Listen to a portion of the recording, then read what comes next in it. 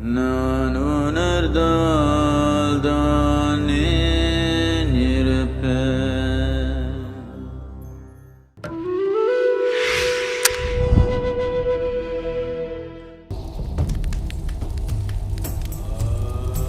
This disembodied life has no discriminatory mind. It will tend to go by its tendencies. Whatever karmic substance which is still not dissolved, which will form a certain type of tendency, will drive it in certain directions. Certain directions means wherever there is life, and the life is of such a nature that it breeds minimally.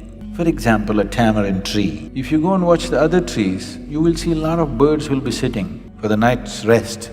No bird will settle down on a tamarind tree because the level of oxygen around a tamarind tree is extremely low.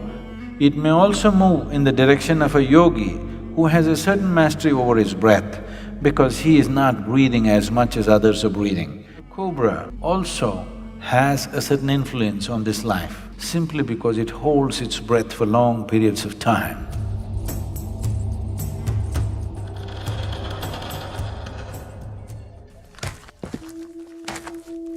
There are hundreds of people who think they are possessed and all this. There is a science like that. One can use energies negatively to cause harm to somebody else. It's mostly receded, very little of that is happening.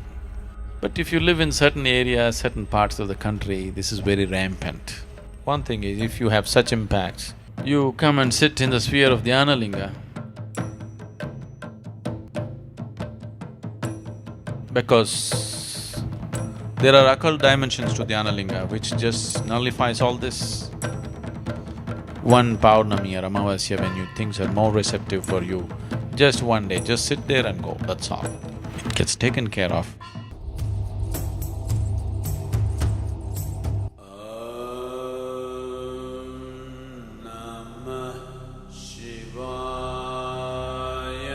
Your physical body is something that you have loaned from the planet on which you're living.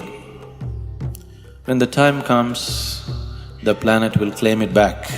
But the other dimensions of you, especially the karmic shell, continues to play.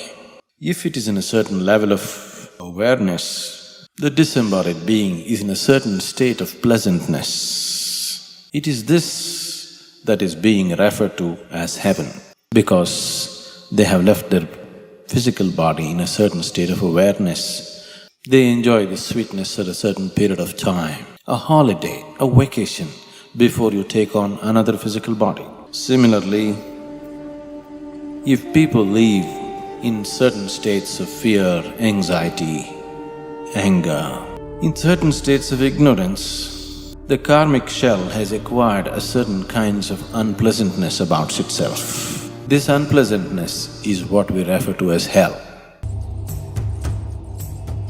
Normally when somebody dies, we say, this person is no more. But that's not the truth.